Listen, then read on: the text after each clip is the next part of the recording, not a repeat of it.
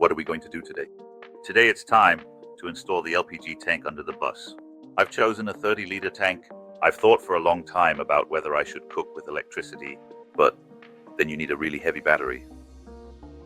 Expensive battery. And LPG is always available. It lasts a long time.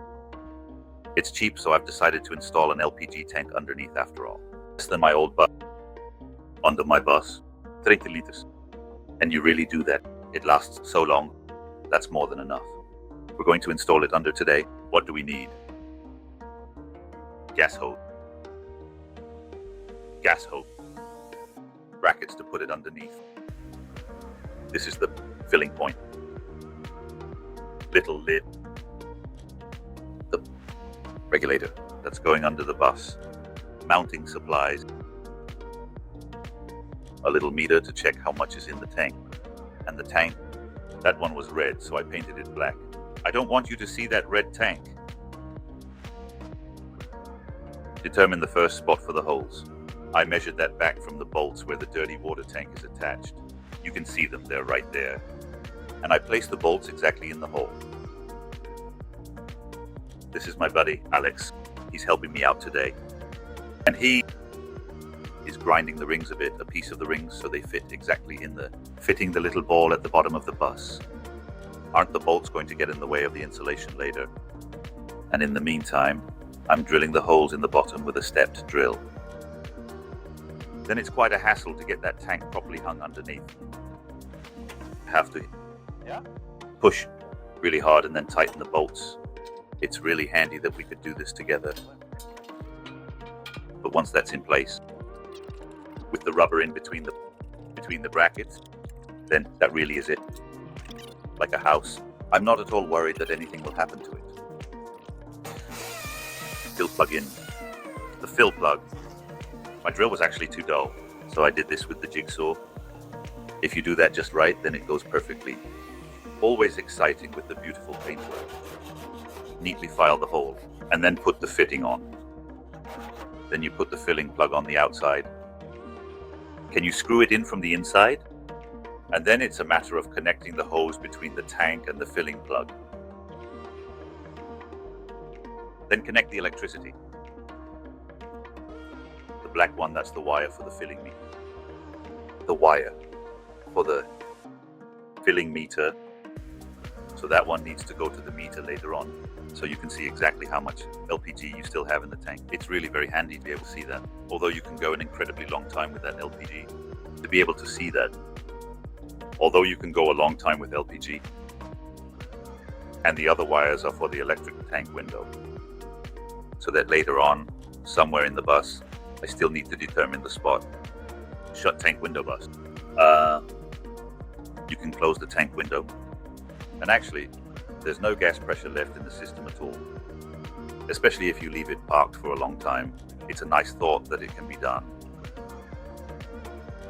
I'll connect those with Wagos.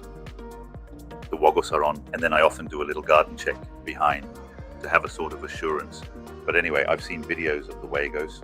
That really fits like a glove. Like a house. You can also see there, the small blow-off valve is attached. The regulator actually ensures that the pressure is reduced for your devices.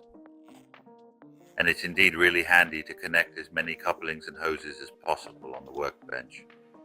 So you don't have to do all that lying under the canister. And then you also see the brackets with a rubber piece over them with which you can attach the hose to the bottom of the canister. It's quite tight, but those hoses are approved.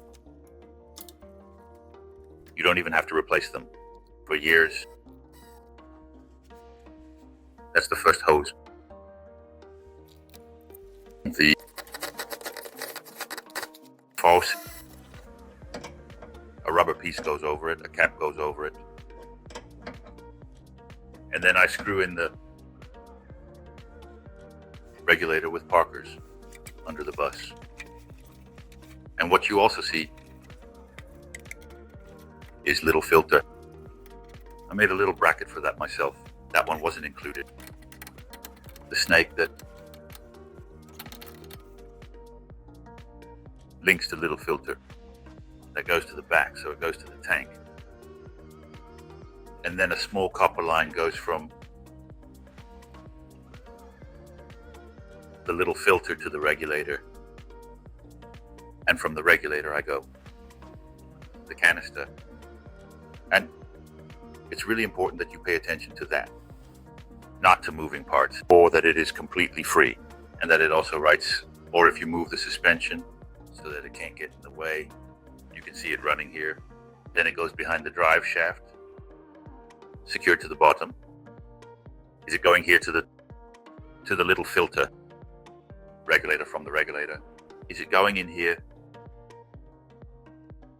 Up here, the bolts are secured tightly.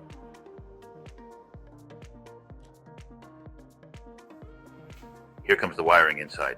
That's where the meter cabinet is going to be. I'm going to pick that up there and move further or connect. And on this side, the gas hose goes inside. Tap purchase. I've put a little tap on. And from there, I'm going to go to the purchase plate. Well, the gas installation is underneath. The gas tank fill plug.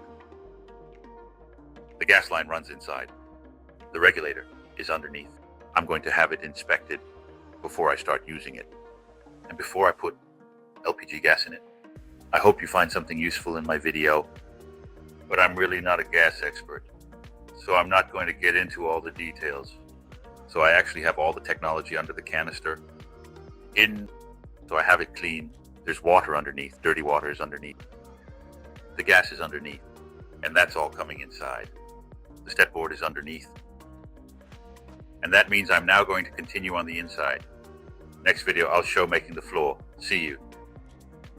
I'm going to make a floor with the extension. So see you next time.